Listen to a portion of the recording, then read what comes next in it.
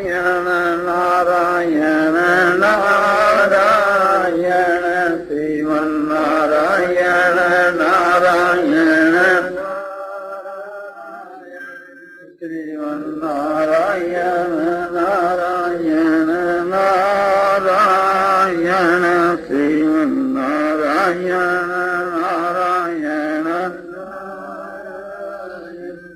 श्रीमन्नारायण नारायण नारायण श्रीमन्नारायण नारायण श्रीमन्नारायण नारायण नारायण श्रीमन्नारायण नारायण श्रीमन्नारायण नारायण नारायण नारायण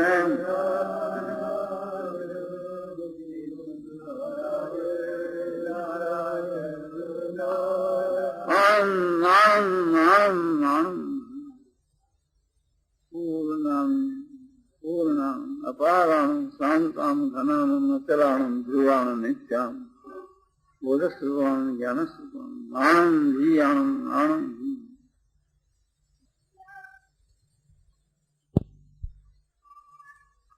ऐसे समझना चाहिए मानो हम सब लोग ज्ञान सागर के अंदर डूबे हुए हैं। हमारे नीचे ऊपर बाहर भीतर बस ज्ञान ज्ञान और ज्ञान वो आनंद है, इसलिए एक आनंद के सागर के अंदर डूबे हुए हैं। अरे वो आनंद है, वो प्रेम है, तो प्रेम के सागर में डूबे हुए बस एक आनंद है जो उसका दूसरी वस्तु है ही नहीं। वही आनंद है, वही अमृत है, वही प्रेम है।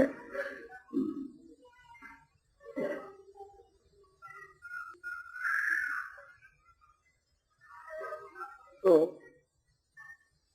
भगवत प्रेम का विषय सुनाने का निश्चय किया है। वास्तव में तो प्रेम जो है वो वाणी का विषय है नहीं, जिसको हम क्या सुनाएं। जो भगवान के प्रेमी है वे भी नहीं सुना सकते, तो हम आपको क्या सुनाएं। प्रेम तो समझो कि हृदय का भाव है, वो वाणी से कैसे प्रकट किया जा सकता। भगवान प्रेममय है, प्रेम स्वरूप है, और हमारी जो बुद्धि है वो अल्प है, उसमें वो प्रेम समाता नहीं। और बुद्धि जो है वो तो प्रेम के सागर की एक बूंद को आभास मात्र यानी उसे के प्रतिबिंब को ग्रहण करती है। आईना जो है वो आकाश के एक अंश के प्रतिबिंब को ग्रहण करता है, सारा आकाश उसको नहीं समाता। तो बुद्धि आईने की जो दर्पण की जो है शुद्ध है, तो वो प्रेम के एक अंश के प्रतिबिंब को ग्रहण कर सके, शुद्ध हुए, स्थिर हुए।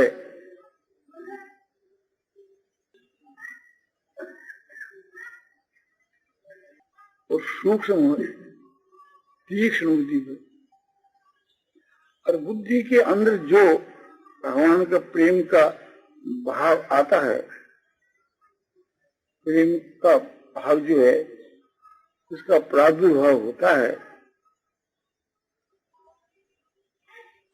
मन की कल्पना में नहीं आता। और उसका कोई अंश मन के कल्पना के बीच के वहां आता है, वो कुछ एक प्रकार से रूपक या उदाहरण के द्वारा समझाना चाहता है, तो उतनी वाणी की हिम्मत नहीं, वाणी की वो शक्ति नहीं कि वो उसको समझा सके। जो प्रेम को प्राप्त होता है वो ही उस प्रेम को जानता है। ये समझाने के लिए कहना है। वास्तव में तो वो खुद प्रेममय हो जाता है। तो प्रेमी, प्रेमास्पद और प्रेम तीनों चिन्मय है और धातु से एक ही है, स्वरूप अलग अलग सा है। जैसे सोने के बहुत से आभूषण होते हैं, तो उन आभूषणों की गणों की धातु सोना ही है, सुवर्ण उसकी धातु है, किंतु गहने का नाम रूप अलग अलग होता है। ये कंठी है, ये कड़ा है, ये अमुक आभूषण है। वो गालने से सब एक ही हो जाता है। तो जब प्रेम के बीच के वहां सब बह जाते हैं, सोना गलगल के द्रव्य भाव को प्राप्त हो जाता है, तो एक ही बन जाता है। तो इस प्रकार से थी, ऐसा वो अलौकिक प्रेम रस है। तो उस प्रेम रस का स्वरूप वर्णन करना कठिन।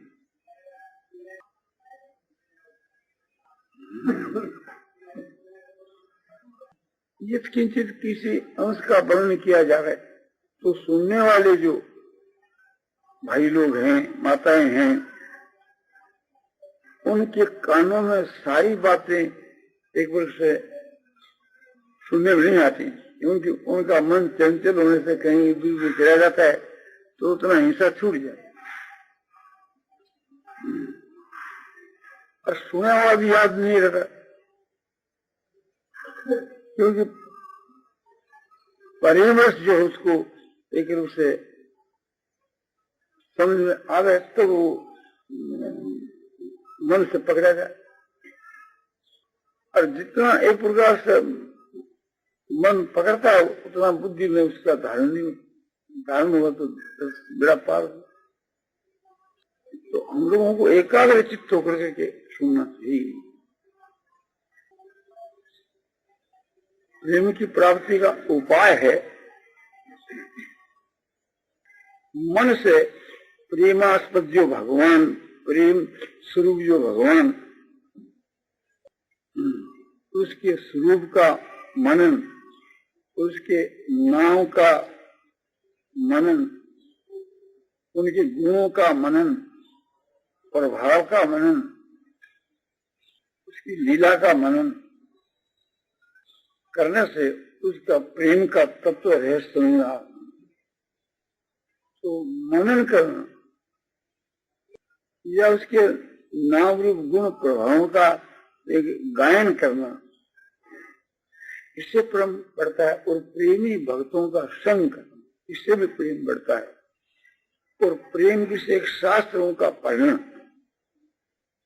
और इस विषय की तीव्र इच्छा होना कि प्रेम कैसे हो भगवान, और सारी इच्छाओं का त्याग करना, सारी इच्छाओं से रहित होकर के केवल भगवान के प्रेम होने की इच्छा होना और विश्वास होना कि भगवान है और मिले हैं और मिलते हैं और मुझको भी मिलेंगे, ऐसा विश्वास होने पर ही भगवान के मिलने की तीव्र इच्छा होती है। वो तीव्र इच्छा ही भगवान को मिलाने वाली है।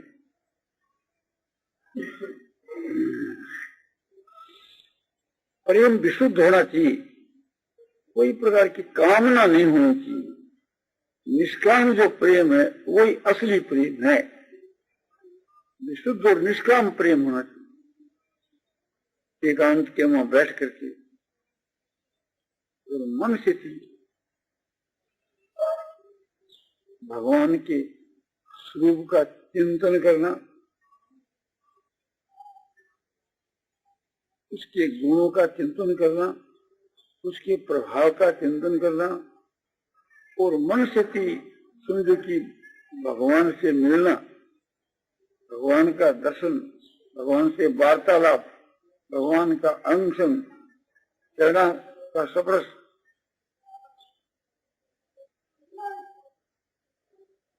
तो भगवान का जो दर्शन, भाषण, तपस, वार्तालाप, चिंतन सब एकदम अमृतमय है, प्रेममय है, रसमय है।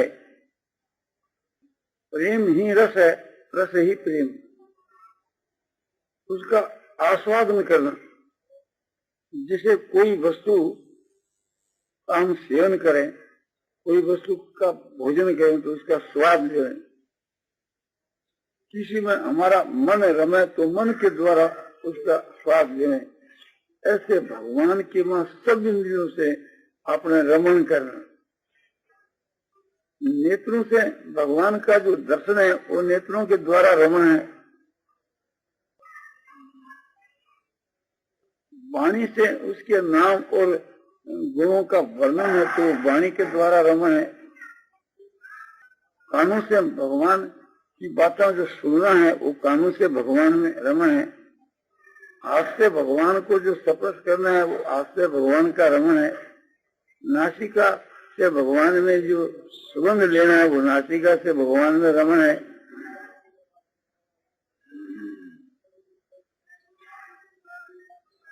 श्वासों के द्वारा स्वाभाविक ही भगवान की स्मृति होती है, वो श्वासों के द्वारा रमण। तो इस प्रकार से अपनी सारी इंद्रियां भगवान में लगा, तो इससे भी भगवान के मां प्रेम का प्रादुर्भाव होता। मच्चित्ता मदगत प्राण बोधयंत परस्परम कथयंत मां नित्यम दुष्यंती च रमन्ति च। हाँ, भगवान कहते जिनका मेरे में चित्त है, मेरे नाम रूप और गुण प्रभाव का मन से चिंतन करता रहता है, मेरे में जिनका चित्त वास करता है, मुझको छोड़कर के क्षण मात्र भी इसका चित्त दूसरी जगह नहीं जाता, ऐसे जो पुरुष है वो उसको भगवान कहते मच्चित्ता, मेरे में चित्त वाले है। जैसे गोपियां के लिए कहा कि मन मनस का, मेरे में जिनका मन बस है वो मन मनस का।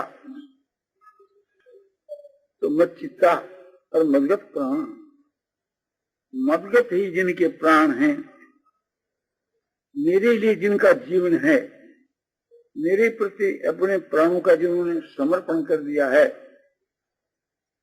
और मेरे वियोग के मां जो विरह में व्याकुल है, जल के वियोग में जैसे मच्छी जो है सो व्याकुल हो जाती है, मच्छी के प्राण जो सो जलगत है, जल के बिना वो जी नहीं सकता। इसी प्रकार से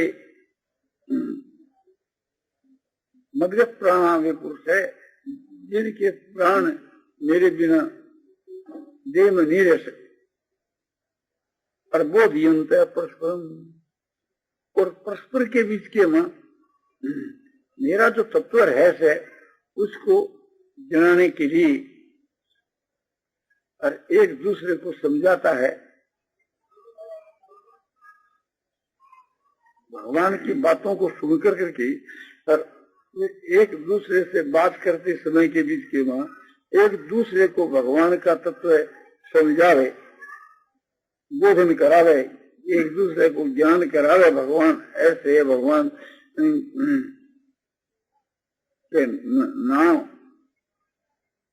का तत्व रहस्य है, भगवान के गुणों का तत्व रहस्य है, भगवान के प्रभाव का तत्व रहस्य है। इस प्रकार से भगवान का जो तत्व रहस्य एक दूसरे को समझावे, वो बोधयंत परस्परम और कथयंत से मांग नित्यम, और नित्य जो वाणी के द्वारा मेरे गुण प्रभाव तत्व रहस्य की बातों का कथन करता रहता है, वाणी के द्वारा मेरे नाम रूप लीला और धाम की बातों को जो कथन करता रहता है, और इससे करके मुग्ध होता है, संतोष लाभ करता है, और इस प्रकार से नित्य मेरे में रमण करता है। सुशंति रमंती, रमन करना जिसे बतलाया, मन और इंद्रियों के द्वारा भगवान के स्वरूप का संयोग, भगवान के विग्रह के साथ में संबंध, दर्शन भाषण सप्रश वार्तालाप चिंतन, इस प्रकार से जो रमण करे इंद्रिया मन बुद्धि, और उस रमण से होने वाला जो आस्वादन, जो स्वाद, जो सुख आनंद, उसको तुषंति, इस प्रकार के करने से उसमें उत्पन्न होता है प्रेम, और उस प्रेम से फिर होता है भगवान का भजन, उसको फिर भगवान देते हैं ज्ञान, और उस ज्ञान से भगवान को तत्व से जान करके और उसको प्राप्त हो जाता है। येषां सतत युक्तानां भजतां प्रीति पूर्वकम ददामि बुद्धि योगं तं येन माम उपयांति। पूर्व में जो बतलाए श्लोक के भावों के अनुसार प्रेम से भगवान कहते हैं कि जो मुझको भजते हैं सो भी निरंतर सतत युक्ता नाम, मुझ परमात्मा में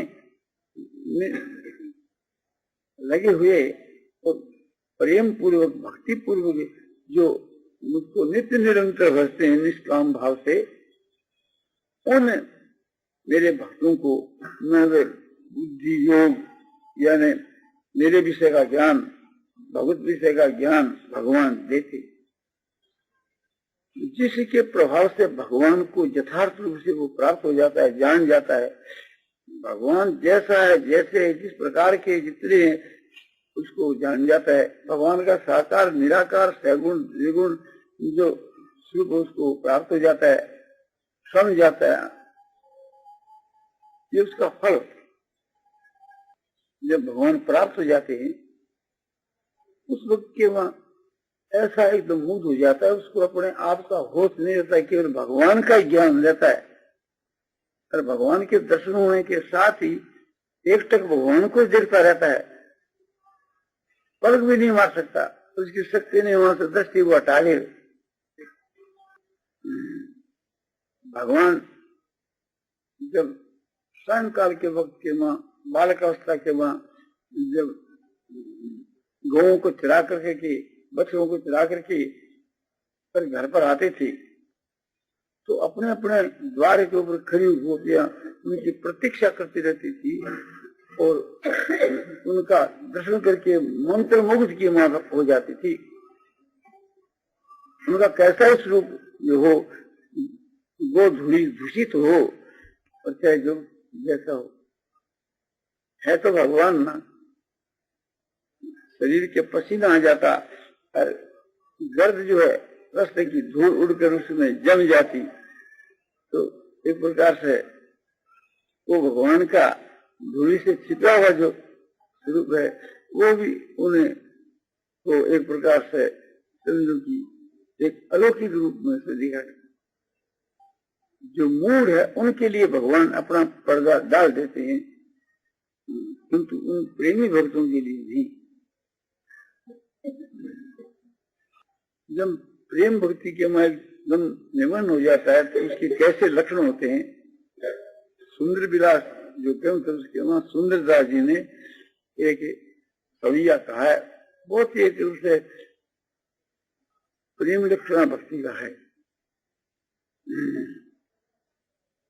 न लाजती न लोक की न वेद को कहो कर, न शंख भूत प्रेत की न देव यक्ष पेड़ रहे। सुनेन कान और की दर्शन और इतना कहे न मुख और भक्ति प्रेम लक्षण। उस वक्त के बीच के वहां भक्त इतना उसमें मग्न हो जाता है कि तीनों लोगों के वहां किसी की भी उसको लाज नहीं आती, लाज का ज्ञान नहीं रहता है कि ऐसा मुग्ध हो जाता है, अपने आप को भूल जाता है, संभाल नहीं सकता। तो अब लज्जा पूर्ण कर। और शास्त्र की जो मर्यादा है, वेद की जो मर्यादा है, उसका भी वो पालन नहीं कर सकता, क्योंकि वो प्रेम के बीच के वहां आपने मुग्ध हो जाता है, बेहोश हो जाता है, उसको अपने आप का शरीर का मर्यादा का और ये सब ज्ञान ही नहीं रहता। और शंख भूत प्रेत यक्ष राक्षस देवता आदि किससे वो भय नहीं करता। शंख भूत ये प्रेतों की एक जातियां हैं, वो किसी का भय नहीं करता। तो सुने न कान और की, दुनिया के लोग क्या बोल रहे हैं, किसी की आवाज भी वो सुनता ही नहीं, और उसको और कुछ दिखता भी नहीं। सब प्रेम में भगवान के सूर्य को कुछ दिखता भी नहीं, और उसके मन में भी कोई इच्छा नहीं रहती किसी बात की। तो भगवान मिल गए तो इच्छा की क्या आवश्यकता, तो सब इच्छा अपने आप ही पूर्ण हो जाती। पर अपने वाणी से दूसरी बात वो कहता है, उसकी वाणी से वो प्रेम की बात ही कहता। प्रेम कोई अलापता है, प्रेम के स्वर कोई दूसरा शब्द उसके मुख से नहीं निकलता, तो वो प्रेम में हो जाता है। भगवान भी प्रेम में है, वो भी प्रेम में, तो वो भगवान के माफी की प्रेम में हो जाता है, तो फिर भगवान उसके बिना रह नहीं सकते, वहां प्रकट हो जाते हैं। और प्रकट होकर के एक दूसरे को सुख पहुंचाने के लिए अपने आप को अर्पण कर देते। उस प्रेमी के सुख से सुखी होते। परस्पर के वहाँ उनका जो मिलन वार्तालाप चिंतन दर्शन भाषण सब जो है सो उत्तरोत्तर प्रेम को बढ़ाता रहता है। यदि जब पूर्ण प्रेम न प्राप्त हो जाए तो क्या बढ़ावे, तो एक भक्तों का भाव है कि वो प्रेम हर वक्त नित्य नया ताजा रहता है, इसलिए कहा जाता है कि वो प्रेम सो बढ़ता रहता है। उस समय के बीच के वहाँ आदर सत्कार नहीं, मान नहीं, वहाँ कोई लज्जा नहीं, वहाँ भय नहीं। भक्त जो है निर्भय हो जाता है, और एक प्रकार से उसके हृदय में जो संकोच है, भय है, मान है, आदर सत्कार है, वह सब समाप्त हो जाता है। अपने से भगवान को अलग वो देखता ही नहीं, तो भय किसका करे, भय तो दूसरे का होता है, लज्जा भी दूसरे से होती है, संकोच भी दूसरे का होता है, आदर भी हम दूसरे का करते हैं, सत्कार भी दूसरे का करते हैं। अपने आप का कोई सत्कार थोड़ा करता है, अपने आप का कोई आदर थोड़ा करता है, अपने आप से कोई डरता थोड़ा, या अपने आप से कोई लज्जा थोड़ा करता है।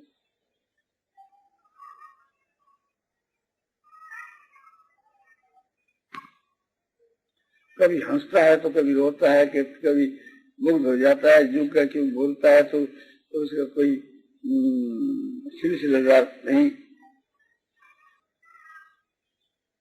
ये सब कब होते हैं कि जब भगवान दर्शन दे करके एक प्रकार से फिर छिप जाते हैं, तो विरह की बात होती है। भगवान के देह में नियों के बीच के वहां उसको चैन नहीं पड़ता, और फिर भगवान प्रकट हो जाते।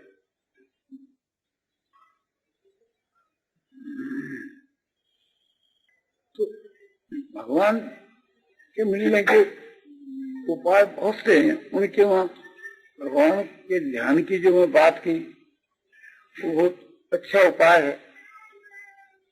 सुतीक्ष्ण जी इस प्रकार से भगवान राम के ध्यान में मस्त हो गए थे, ऐसे मस्त हुए कि वे रास्ते में बैठ गए, और शरीर के ऊपर रोमांच हो गए, जो कटहल के फल के जैसे कांटक, और ध्यान में ऐसे मस्त हुए कि उनको अपने आपका ज्ञान नहीं रहा। पहला तो दिशा का ज्ञान रहा, पूर्व पश्चिम दक्षिण, और फिर अपने आप का भी ज्ञान नहीं रहा। ऐसी स्थिति को भगवान वहां जंगल के वहां एक वृक्ष की ओट में झुके हुए देख, भगवान को उस देखने का बड़ा मजा आता है। जब भगवान उसके पास में आए और आकर उसको उठाने की चेष्टा करी, जगाने की, अब तक दर्शन देने के लिए, वो ध्यान में मिले हुए सुख में ऐसा मुग्ध हो गया कि भगवान के जगाने पर भी नहीं जागा। तो भगवान ने सोचा भी क्या उपाय करें, तो तेरे ध्यान के मोहम्मद है, मैं जो प्रत्यक्ष आ गया उसकी भी परवाह नहीं, ऐसा ध्यान में मस्त हो गया है। क्योंकि उसको ज्ञान नहीं है, जिसको ज्ञान कराना चाहिए ना, तो भगवान ने उसको सपस करके के भी समझो की चेष्टा करी। उठो उठो दीद हो प्राण सम, हे मेरे प्राण के समान प्यारे तुम उठो, और छूने से भी नहीं उठी। तब भगवान ने अपने योग बल से थी, जो सुतीक्ष्ण जी ध्यान कर रहे थे उस स्वरूप को खींच लिया। अब वो खींचने के समान व्याकुल हो गए, जैसे मणि वाला सांप और मणि को छीन जाने से जैसे व्याकुल हो जाता है। फिर आंख खुले तो जिनका ध्यान कर रहे थे तो सामने प्रत्यक्ष विराजमान हो रहे करे। अब तो समझ लिए ठीक है, सब इन्हीं का काम है। तो फिर अपने एकदम मुग्ध हो गए, चरणों के बीच के वहां लौट गए। भगवान ने उठाकर अपने हृदय के लगाया और खूब प्रेम से मिली। फिर एक प्रकार से थोड़ी देर के बाद जब होश आया तो भगवान की स्तुति करी। स्तुति भी कौन करे, और फिर वहां अपने कुटिया में जाकर के उनकी पूजा करे सब प्रकार से। फिर भगवान अगस्त के आश्रम में जाने लगे। तो बोला अब मैं भी आपके साथ चलूंगा। अब मैं आपके साथ में चलता हूँ, इसके बीच में कोई आपका निवारा नहीं है। आप यहाँ आए वो तो ठीक है, वो तो आप का एक प्रकार से मैं ऋणी हूँ, किंतु अब मैं साथ में चलूं उसमें तो कोई आपका त्याग नहीं। और साथ में गए। इस प्रकार से थी भगवान से अपने प्रेम करना चाहिए, जिसे सुतीक्ष्ण ने किया। ऐसे मुग्ध होना चाहिए भगवान के ध्यान के मन। भक्तों की जो स्वाभाविक स्थिति है वो साधक के लिए वो साधन है। सुतीक्ष्ण जी की जैसी स्वाभाविक स्थिति थी, हम लोगों को उसको साधन बना करके, उसको लक्ष्य में रख करके उसी प्रकार से भगवान में प्रेम करना चाहिए। ये हमारे लिए साधन है साधकों के लिए।